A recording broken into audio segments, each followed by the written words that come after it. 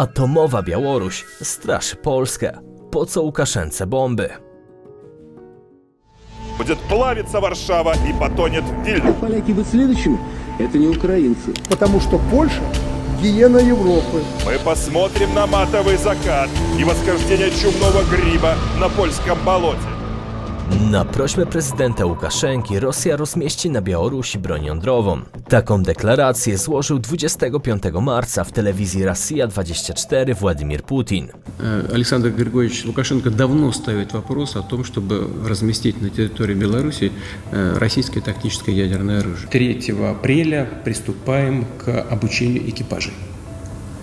И 1 июля заканчиваем строительство специального хранилища для тактического ядерного оружия на территории Беларуси.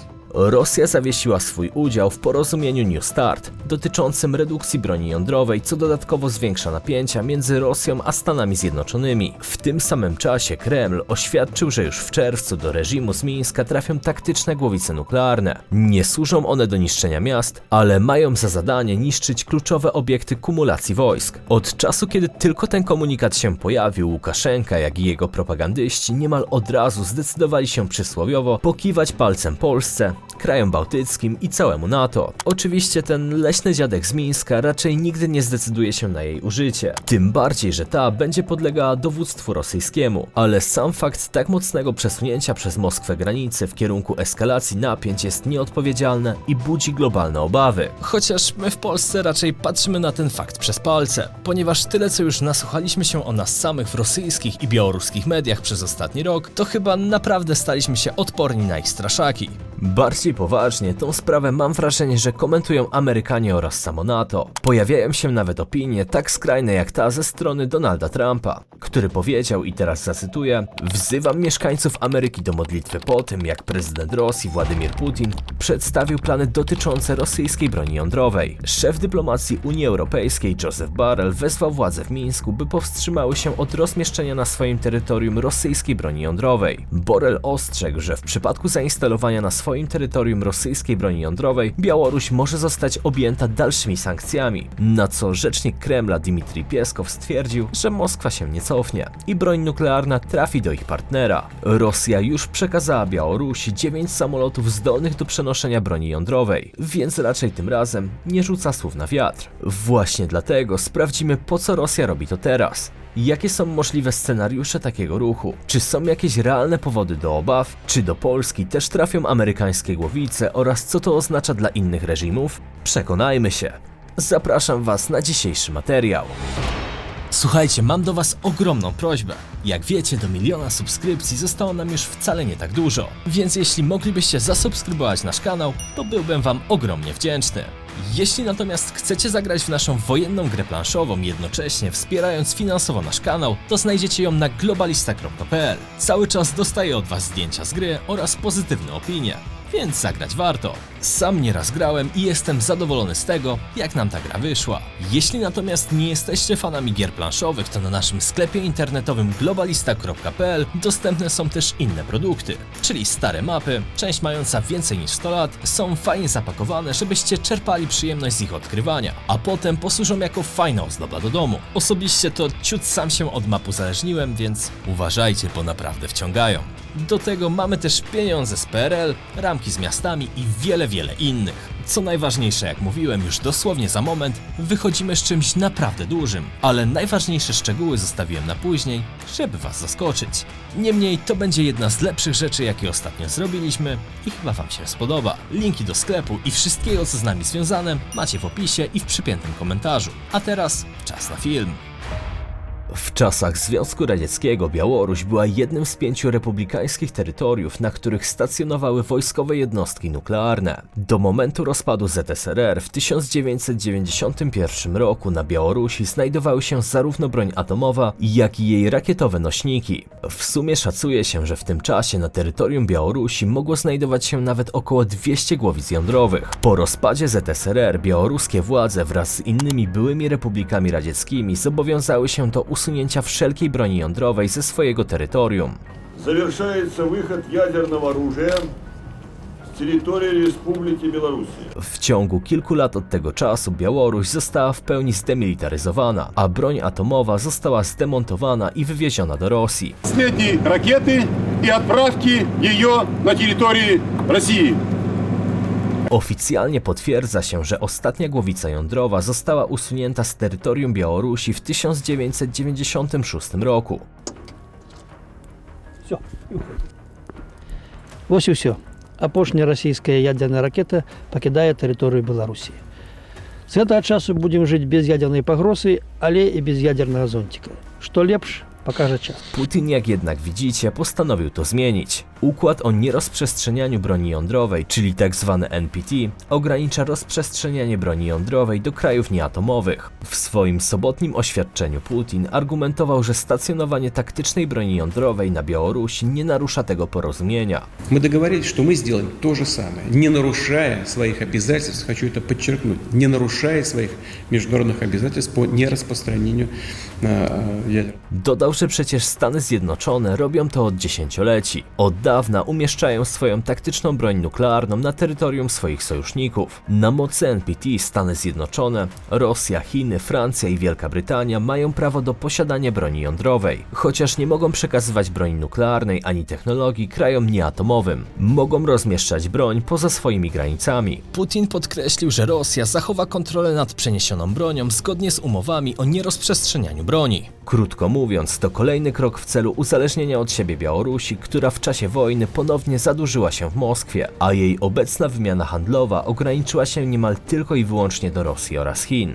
W zasadzie ten kraj nie jest już jakkolwiek niepodległy, ponieważ ciągle wykorzystywany jest przez siły rosyjskie do ostrzału Ukrainy, produkcji broni, a swoje bazy wojskowe mają tam właśnie rosyjskie wojska. Natomiast władza od ostatnich kilku lat jednoczy białoruskie instytucje razem z tymi rosyjskimi. Międzynarodowa grupa dziennikarzy śledczych dotarła do tajnego dokumentu, który miał powstać na Kremlu. Mówi on o planach wchłonięcia przez Rosję Białorusi już w 2030 roku. W śledztwie dziennikarskim uczestniczyła międzynarodowa grupa dziennikarzy z wielu mediów, m.in. Süddeutsche Zeitung. 17-stronnicowy dokument Strategiczne cele Federacji Rosyjskiej na kierunku białoruskim datowany jest na lato 2021 roku i zawiera rosyjską strategię wchłonięcia Białorusi do 2030 roku. Opisuje on plany dostosowania białoruskiego ustawodawstwa, przejęcia kontroli nad polityką zagraniczną, zwiększenia obecności wojskowej Rosji na Białorusi i wyparcia języka białoruskiego, a także przyspieszenie nadawania rosyjskiego obywatelstwa. Путин полковник обещал мне полковника присвоить. До сих пор не присвоил. Ну, полковника кого он может присвоить Путину? Советской тоже не может, потому что тогда будут говорить, вот мы говорили, что Путин хочет восстановить Советский Союз. Ну хорошо. Вот. Ну что, пусть хочет, и что? Ну, Путин Ну что это тут как иначе. такого? Не, ну, вообще А что ему красивая идея. запретить желать? А затем, то есть вы хотите, чтобы полковник Путин вам присвоил звание полковника и было два Нет, полковника? Президент Путин. Да, ну то есть будет два полковника во главе России и Беларуси. Мы ему потом присвоим звание генерала. To jest ciekawa mapka zasięgu języka białoruskiego. Tak natomiast wyglądała jego degradacja w 2009 roku. Dziś ma być jeszcze gorzej. Białorusini stali się tak naprawdę mniejszością we własnym kraju, nawet do końca nie zdając sobie z tego sprawy. Rosyjskie działania pełnego uzależnienia swojego sąsiada podzielono na 4 kategorie czasowe. Krótkookresowe do 2022 roku, średniookresowe do 2025 roku i długookresowe do 2030 roku. To właśnie wtedy kraj ma zostać ostatecznie wciągnięty pod rządy Moskwy.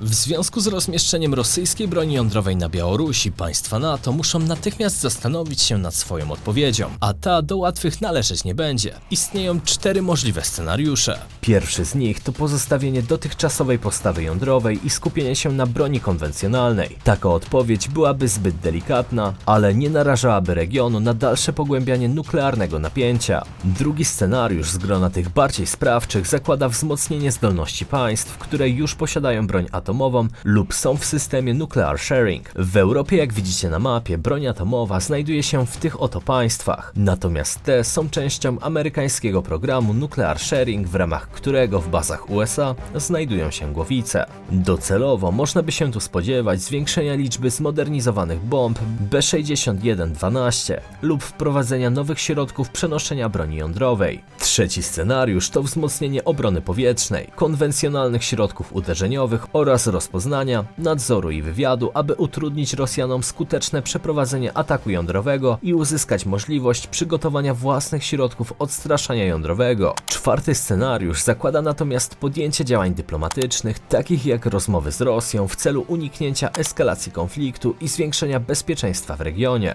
Tutaj mogłyby się pojawić pewne ustępstwa w kwestii ewentualnego pokoju na Ukrainie. Jednak jak dla mnie najbardziej realnym z wariantów zdaje się być ten trzeci. Tym bardziej, że Polska opracowuje swoje własne systemy antyrakietowe Narew i Wisła, które mają być zintegrowane z dowództwem amerykańskim. Jesteśmy zdeterminowani, żeby w jak najkrótszym czasie Wojsko Polskie uzyskało zdolność bojową, zdolność do tego, żeby kolejna warstwa właśnie wielowarstwowej obrony przeciwlotniczej, przeciwrakietowej była gotowa do tego, żeby chronić niebo nad Polską. Niemniej rozmieszczenie głowic na Białorusi jest problematyczne, ponieważ skraca czas reakcji sojuszu do zaledwie około 2 minut od momentu wystrzału do uderzenia w najbliższe państwa NATO. Ten ruch Moskwy w fazie wojny wywołuje wiele pytań i spekulacji na temat motywów tej decyzji właśnie teraz. Tym bardziej, że Departament Stanu USA przewiduje dużą ukraińską kontrofensywę już tej wiosny, która prawdopodobnie rozpocznie się w okolicach Zaporoża, próbując w ten sposób przedrzeć się do Mariupola i odciąć Rosjan na północ od Krymu.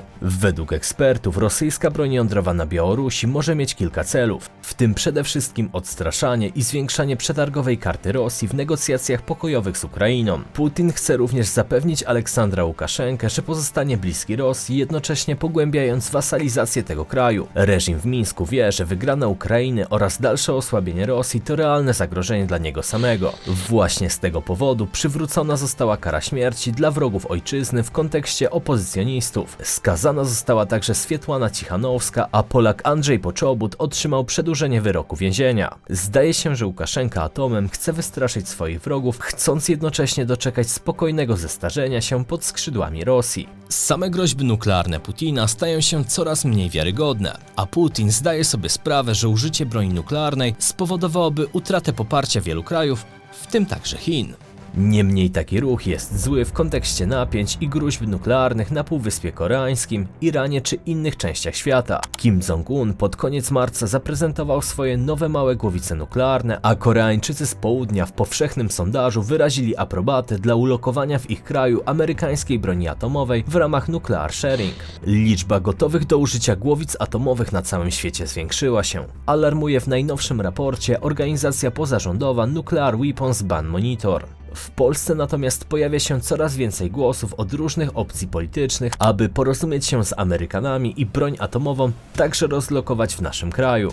Krótko mówiąc, w skali globalnej świat zmierza w złą stronę. I niestety nawet zakończenie wojny na Ukrainie wcale nie będzie oznaczać nagłego uspokojenia się złych nastrojów. Co gorsza, budowana nagonka przez despotów oraz social media tylko potęguje napięcia pomiędzy społecznościami niektórych krajów, czego najlepszym przykładem jest Polska i Białoruś, które jeszcze do 2020 roku miały względnie dobre relacje, a Łukaszenka nawet częściowo przystawał na działalność polskich związków na Białorusi. Obecnie natomiast białoruska administracja przymusowo zbiera studentów i przed nimi występują funkcjonariusze oraz propagandyści reżimu Aleksandra Łukaszenki. Spotkania trwają od 3 do 4 godzin i są poświęcone rzekomym sukcesom władzy białoruskiej, a także polityce Zachodu wobec Białorusi. Według propagandystów opozycja białoruska działająca w Polsce i innych krajach Zachodu przygotowuje krwawą rewolucję i jest opłacana z funduszy zachodnich, a sama Rosja walczy przeciwko nazizmowi na Ukrainie. Будет плавиться Варшава и потонет Вильнюс.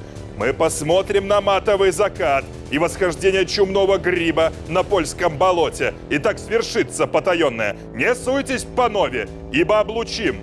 Вы нас вынудили, и не жалуйтесь теперь. Вас предупреждали.